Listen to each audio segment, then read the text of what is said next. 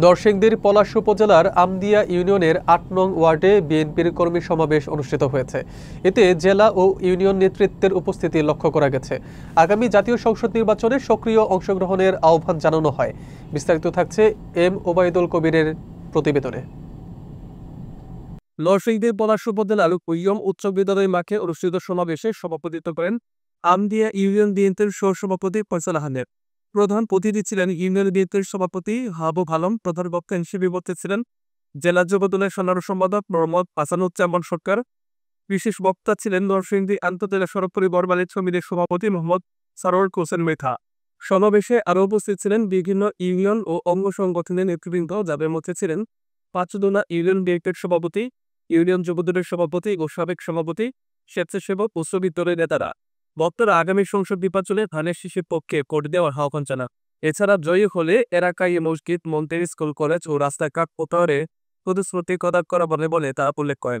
উপস্থিত কর্মীরা সক্রিয় অংশগ্রহণ ও এলাকার উন্নয়নে নেতৃত্বের পাশে থাকার গুরুত্ব দেন। সবচেয়ে বড় মন্ত্রী হবে যদি হয়, ইনশাআল্লাহ আমরা দোয়া করি বাংলাদেশের রাষ্ট্রপতি হওয়ার ক্ষমতা ডক্টর মঈন খান রাখেন। আমাদের বিপুল বড় স্যারকে ফাঁস করাইতে হবে, অবশ্যই স্যারকে বিপুল বড় ফাঁস করে আমাদের সংসদে নিতে হবে। দুষ্কৃতিকারী এক চক্র আজকে আওয়ামী লীগকে আমাদের মধ্যে ভিতরে প্রবেশ করিয়ে আমাদের দলটাকে ধ্বংস করার জন্য তারা প্রয়ত্ন করছে। জাতীয় সংসদ নির্বাচনে আমদিয়া ইউনিয়ন বিএনপিতে অবশ্যই সর্বোচ্চ ভোটের ব্যবধানে পাস করবে। মঈন খান স্যার আমদিয়া ইউনিয়ন থেকে এমন ভোট পাইবে সেটা রেকর্ড পরিমাণ। আমরা সবাই ধানের শীষের জন্য ঐক্যবদ্ধ। আমরা আগামী দিন জাতীয় নির্বাচন যেন সবাই ঐক্যবদ্ধ থেকে করতে পারি। মঈন খান স্যারের আমরা সৈনিক। আমরা উনিকে কিভাবে আগামী জাতীয় সংসদ নির্বাচনে বিপুল ভোটের বিনিময়ে সংসদে পাঠাইতে পারি সেই আশাবাদ।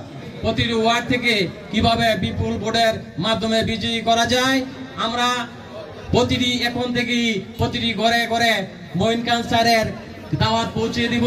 আমরা এমন একজনের রাজনীতি করি, জনাব ডক্টর আব্দুল মঈন খান, যার বিগত স্বৈরাচার আমলে 17 বছরে একটি মামলাও দিতে পারেনি, একদিন জেলের বারান্দায় নিতে পারেনি। আপনারা সবাই ডক্টর আব্দুল মঈন খানের সালাম ঘরে ঘরে পৌঁছে দিন এবং ধানের শীষে ডক্টর আব্দুল মঈন খানকে বিজয়ী করেন। সেই জন্য আজকে অনুষ্ঠানের সভাপতি ফয়সাল ভাইকে আমি আন্তরিকভাবে ধন্যবাদ এবং কৃতজ্ঞতা জানাই। 10টা ভোট কম দেয় কেউ কিন্তু কইতো না, কিন্তু আমি তো কম পাইলে এটা অনেকে বলবে নানির বাড়িতে ভোট পাইছে না। ওই জিনিসটা আপনারা মাথায় রাখবেন। ডক্টর আব্দুল মঈন খান কঠোর ভাষায় বলে দিয়েছে আওয়ামী লীগকে বর্জন করার জন্য। তাই আমি যাদের এই অভ্যাস আছে তাদেরকে আজকে বলে দিব এই অভ্যাস দূর করার জন্য। আমরা এমন এক নেতাকে পেয়েছি যে নেতার তুলনা করলে বাংলাদেশের মধ্যে দ্বিতীয় আর একজন পাওয়া যাবে না। লক্ষ্য তারা চাপ শুধু একটাই, মঈন খান বাংলাদেশের মধ্যে একজন। যারা এখানে বেলাবাসীরা আছেন, এই বেলাবল কিন্তু আবার ডক্টর আব্দুল মঈন খান স্যারের মিছিলে হামলা করা হয়েছিল, মনে আছে? বড় মসজিদের সামনে সেই মিছিলে ডক্টর আব্দুল মঈন খান স্যারের গাড়িতে লাথি এবং ঢিল ছোড়া হয়েছিল। আপনাদের এখানে একটা মেম্বার ছিল রশিদ মেম্বার, তার বাড়িতে ডক্টর মঈন খান স্যারকে আমি নিয়ে গিয়েছিলাম মোটরসাইকেল দিয়ে। ওইখানে ডক্টর মঈন খান স্যার তাকে মেম্বার ঘোষণা করেছিলেন, প্রার্থী ঘোষণা করেছিলেন। রশিদ মেম্বারে নিজে নেতৃত্ব দিয়ে ডক্টর মঈন খান স্যারের গাড়িতে হামলা করেছিল। আব্দুর রহিম কঠিন ভাবে তা প্রতিরোধ করেছিল। ওই দিনের এই আমাদের রাজনৈতিক অভিজ্ঞতা থেকে আমরা চিন্তা করে দেখলাম যে আমরা যেই রাজনীতি করি, আমাদের রাজনীতি শিখিয়ে দিয়ে গেছেন সেই শহীদ রাষ্ট্রপতি জিয়াউর রহমান, ওনার যে বৈশিষ্ট্য ছিল সেই বৈশিষ্ট্যর প্রায় সবগুলি বৈশিষ্ট্য আপনাদের আমাদের প্রিয় নেতা বিএনপি স্থায়ী কমিটির সদস্য ডক্টর আব্দুল মঈন খান সেই গুণাবলী ধারণ করেন। এটা হতে হলে মানুষকে ভালোবাসতে হয়, সেটি প্রমাণ রেখে গেছেন শহীদ রাষ্ট্রপতি জিয়াউর রহমান। এবং মানুষকে ভালোবাসতে পারেন, নিজে যদি অন্যের অপরাধকে আনন্দের সাথে ক্ষমা করতে পারেন এবং মানুষের উপকারের জন্য যদি আমরা কিছু করতে পারেন, সেটি আপনার রাজনীতি নেতা, সেটি পৃথিবীতে বেঁচে থাকে এবং সেটি তার নামের সাথে জড়িত থাকে। আমরা যে নরসিংদীর রাজনৈতিক কর্মী হিসাবে, এই নরসিংদীতে আমি একজন কর্মী হিসাবে রাজনীতি করি। আমরা জানি বাংলাদেশের বিএনপির প্রতিষ্ঠার পরে শহীদ রাষ্ট্রপতি জিয়াউর রহমান যখন বিএনপি প্রতিষ্ঠা করেন, সেই বিএনপি প্রতিষ্ঠার আগে জাতীয়তাবাদী গণতান্ত্রিক দল নামে একটি সংগঠন তৈরি হয়েছিলেন।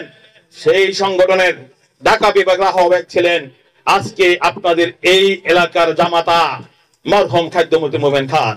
এই এলাকার কথা যখন বলেন, তখন আমি শ্রদ্ধার সাথে এই এলাকায় আসতে চাই এবং বক্তব্য দিতে চাই, এবং আমি সেই ঋণ, আমি একজন কর্মী হিসেবে সেই ঋণ কিছু হলেও পূরণ করার জন্য আমার আক্ষেপ থাকে। নরসিংদী জেলায় আজকে যে মোমেন খানের সন্তান মঈন খান, গত 3 দিন আগে যারা সারা পৃথিবীকে শাসন করেন, সেই রকম প্রভাবশালী কয়েকটি রাষ্ট্রের রাষ্ট্রদূতদেরকে নিয়ে উনি ওনার বাসায় নৈশভোজ করেছেন। আপনারা নিশ্চয়ই সকলে দেখেছেন। বাংলাদেশের বিএনপি প্রতিষ্ঠার পরে প্রত্যেক সময় বাংলাদেশের বিএনপির বিরুদ্ধে ষড়যন্ত্র হয়েছে। এদেশের গণতন্ত্র ফিরিয়ে আনেছেন শহীদ রাষ্ট্রপতি জিয়াউর রহমান। পরবর্তীতে যখন একজন সেনা শাসক বাংলাদেশের থেকে গণতন্ত্র উধাও করেছিলেন সাবেক স্বৈরশাসক এরশাদ, তখন আমাদের মাথার মনে মাথার মধ্যে দেশনেত্রী বেগম খালেদা জিয়া বাংলাদেশের মানুষকে সাথে নিয়ে ঢাকার রাজপথে আন্দোলন করে আবার বাংলাদেশের মানুষেরকে গণতন্ত্র ফিরিয়ে দিয়েছিলেন। দেশনেত্রী বেগম খালেদা জিয়া গত সরকারের অন্যায়মূলকভাবে জেলখানে আবদ্ধ থাকার কারণে বাংলাদেশের সেই দলের সক্রিয় ভূমিকা এবং সেই দলের নেতৃত্ব দিয়ে ঢাকার রাজপথে আন্দোলন করেছিলেন আপনাদের এই এলাকার ভাগিনা ডক্টর আব্দুল মঈন খান।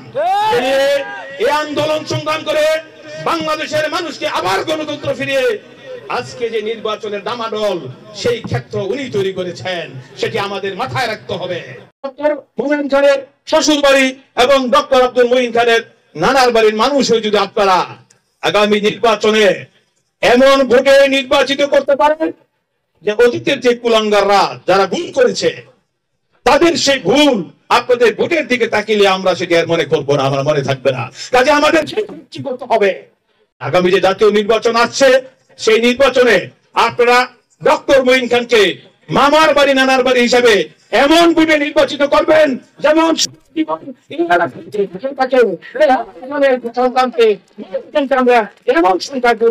আমরা নির্বাচিত করেছি, তাতে মঈন খানের বুকের ভিতর থেকে যে কষ্টটি জন্ম আছে সেটা যেন বিতাড়িত হয়ে যায় আমাদের কর্মকাণ্ডের কারণে। ঘরে ঘরে যেতে হবে এবং মানুষকে বোঝাতে হবে যে 17 বছর ভোট হয় নাই, এবার ভোট হবে এবং আপনারা দানের শেষে ভোট দেবেন এবং সেই ভোটটা দিবেন ডক্টর আব্দুল মঈন খানকে।